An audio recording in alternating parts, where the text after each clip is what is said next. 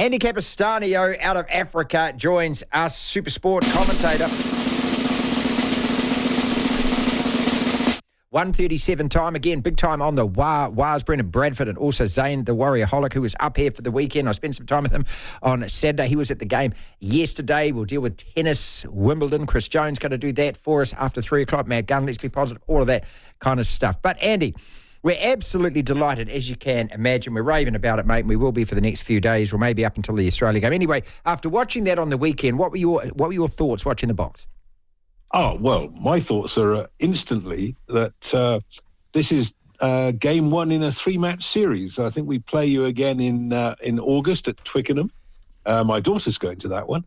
And then we play you again in the quarterfinals of the World Cup. So that'll be the important one. And either side that comes out with a 2-1 win there will go on to win the World Cup, I'm sure. Okay, so just go back to the very beginning of the game. What were you expecting right from the start? Probably, in the words of the coach, not for the All Blacks to be as good as they were. So your obituary has been written perhaps a little bit early. We've been talking on this show about how you miss Super Rugby and the strength of the South African teams. That certainly didn't seem to be an issue at the beginning of the game. Very impressive first quarter from the All Blacks. I would suggest that after that, there was a certain amount of parity. And as usual, the All Blacks finished stronger than their opposition. They always do that. I would think that at the end of 80 minutes, that Ian Foster and the coaching staff will be absolutely delighted. I think secretly, very secretly, that Jacques Nienaber and Rassie Erasmus will be equally delighted that they weren't blown away after they could have been with 20 minutes gone. Let's look at, we'll talk about the All Blacks for a bit longer before I want to dissect you guys. The sheer pace, the recycling, the want to play, through the advantage line with the opposition on the back foot, kicking and not actually to kick out, but to kick into areas of green. These kind of things, this lightning fast start, do you think that's the blueprint for how the All Blacks have to play? I think they'd love to be able to play like that all the time, but obviously every set of coaching eyes in the world will have been on what happened here. And many people have talked about the importance of the chase of the kick. And how impressive that was. I was reminded in many ways of the South African team that won the World Cup in 2007 when Frieda Prier kicked the ball in the air, Brian Habana caught it, and every team failed to cope with that. I think 16 years down the line from that a lot of analysis will have gone in. It won't be as easy again for the All Blacks, but as long as you've got kick contesters in the way that you had against the Springboks, you've always got a chance against a very good side. Andy Capostagno with us out of South Africa. Of course, we're talking about this resounding All Black win, and we're going to call it that, 35-20. There was a moment in the second half at 23-15 where you guys were absolutely back in the game, just 2 scores away. But the All Blacks' ability to rebound straight away and rack more points, and eventually that's what put you away. In terms of the physical combativeness of it, what really stood out for you?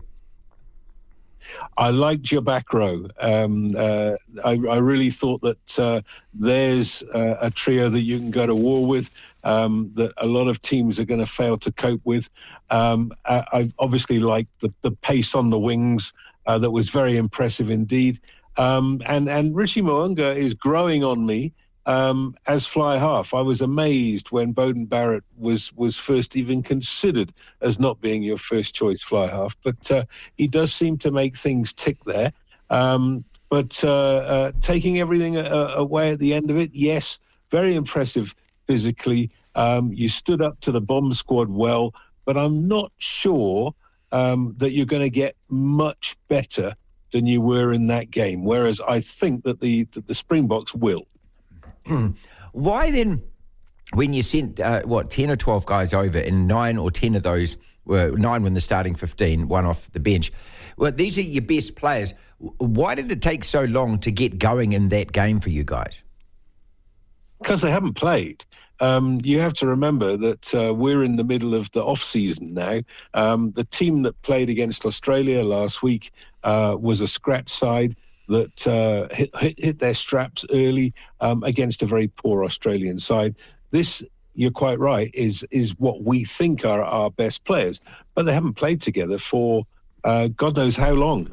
It's actually the tour to the UK last year. That's the last time these guys played together. There's been a lot of injuries. People like Lekanya Am have got very little rugby behind them over the last 6 months. And as a result of that, I'm not making any excuses. Very impressive All Black performance. But I'll reiterate, this Springbok side is going to get a lot better than you saw. And the fact that they only lost by 15 after a disastrous first quarter, I think is certainly something to build on for the future. Andy, the errors, so many handling errors. I mean, that's one thing that I don't think that we're going to see again. I mean, watching your midfield backs just spill balls, your wingers drop balls, your first five drop balls. These are easily catchable balls. Sure, you got a guy running towards you, but those you expect to be taken. Why so many errors? Again, was that just rusty? Oh, I think so. I really do. The fact that you can train as much as you like, but when you're in a match situation, things are very different indeed. I thought that moment when Damien de Allende dropped the ball, and you saw the look of the stunned mullet on his face. Yeah, totally. Yeah, you'll never see that again. I don't think. I hope not. Anyway, because he's been terrific over the last 4 seasons, and yeah, I'm somebody who's actually been one of his severe critics before the 2019 World Cup, saying this is a very limited rugby player, and yet within his limits, he does everything well, and he'll probably go to his grave thinking, "My God, how did I drop that ball?" Similarly, Jasper Visser, who actually got away with his knock-on because of the high tackle that came in subsequently. Again, you can't expect to see that too many times from a Springbok side. And without taking anything away from the All Blacks, I think secretly that people are reasonably happy with the way they've played. Andy Cap out of South Africa for us. You mentioned Beauden Barrett before. There's a guy called Will Jordan that appeared on the right wing. I don't know how much you know about him. I'm not being silly or facetious by this because he's been injured. But he is kind of like the sleeping giant of our backline. All of us want him to play fullback. He reminds us of Beauden Barrett when Beauden Barrett was the World Player of the Year. Is there a more damaging runner, broken play runner that you can think of in World Rugby at the moment than Will Jordan? Yeah, I mean, you're absolutely right when you say sleeping giant, because I haven't seen a lot of him. Remember that because we don't meet you in Super Rugby anymore, we're not seeing the full depth of New Zealand rugby in this country or people viewing their TVs around the world. So, yeah, I was mightily impressed, I must say. And another one that you found, and if you're saying to me that he's a better fullback than he is a wing, it won't be the first. And I can remember a lot of shuffling going on in the 1999 All Black side, where they didn't quite know where to play their best players. And I remember Christian Cullen playing an outside centre when he should have been at fullback. And I hope that they don't stuff Jordan up by not quite knowing where to play him, because he looks special. All right, a couple more questions. We'll let you go, and thanks again for your time, mate.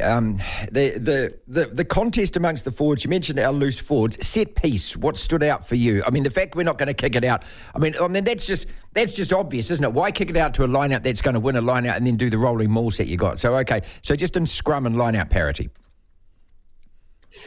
Well, two things. I think one, on the scrum side, I felt that the Springboks knew that they had the All Blacks number, and they didn't overdo it. Instead of pushing you backwards, they were happy to have really secure ball there.